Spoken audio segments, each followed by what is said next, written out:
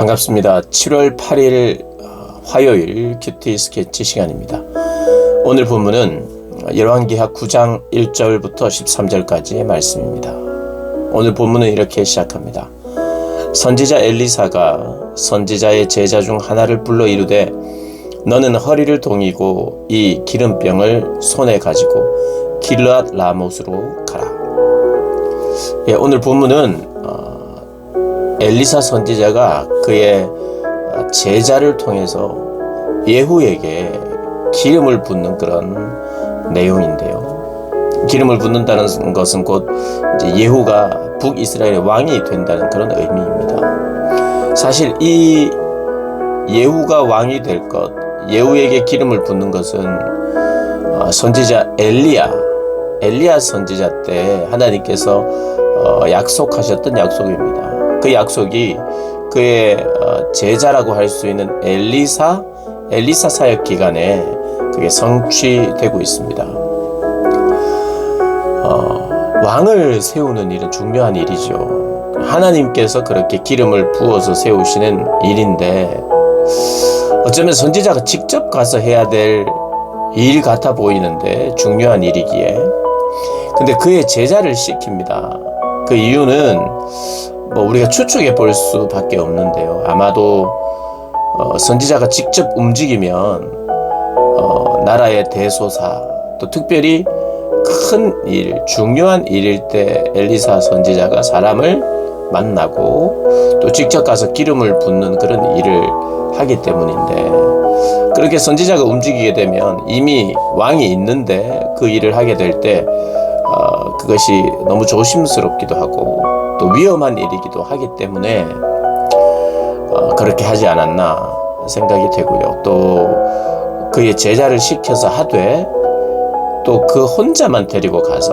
골방에서 그렇게 시행하라고 명령하는 것을 보면 은밀하게 그리고 사람들이 모르게 진행되기를 바랬던 것 같습니다. 물론 선지자가 직접 움직여도 얼마든지 조심스럽고 비밀스럽게 할 수 있지만 어찌되었든 그런 본문에 나타나는 것은 조심스럽게 비밀스럽게 하라고 하는 그런 의미가 분명히 담겨 있는 것을 보아서는 그렇게 되지 않았을까 우리가 추측해 볼 수 있습니다.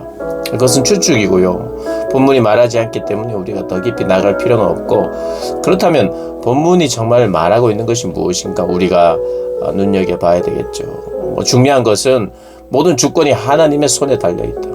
왕을 세우고 패하는 것은 전적으로 하나님의 일이다라는 것을 우리가 오늘 본문을 통해서 알 수 있습니다. 지금 현재 요람 왕인데 요람 왕을 배반하게 됩니다. 예후가.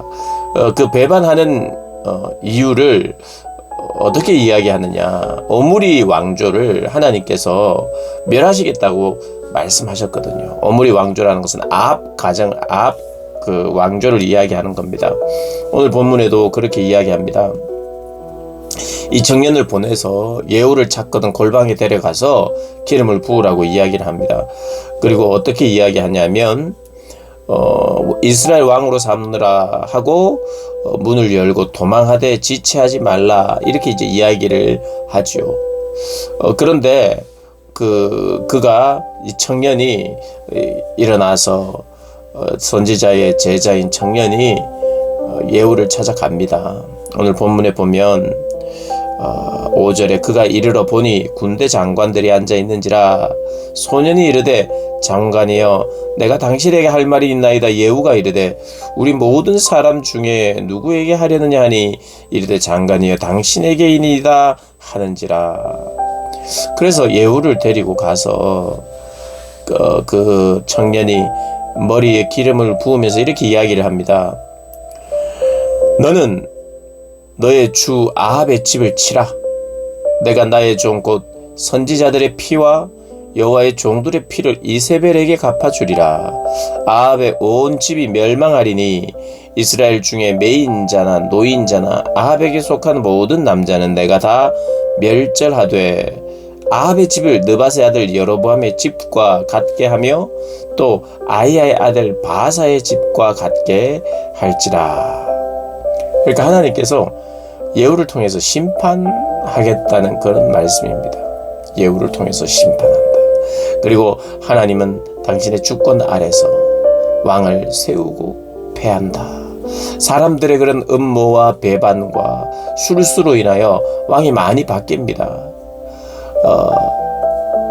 데모로, 구테타로 그렇게 왕들이 바뀌죠.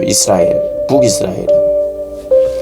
그런데 그럼에도 불구하고 하나님의 손길이 있다는 것을 말해주고 있습니다. 왕을 세우고 패하는 것은 하나님의 손에 있다.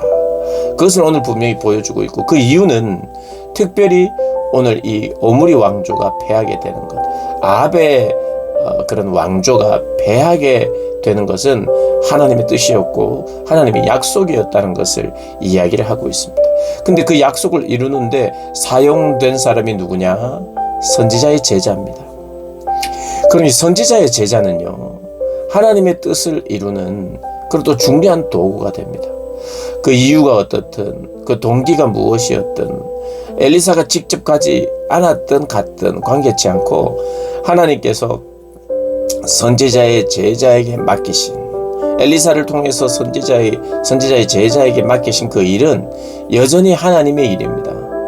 여전히 하나님의 방법이에요. 그리고 그는 거기에 순종합니다. 거기에 순종을 합니다.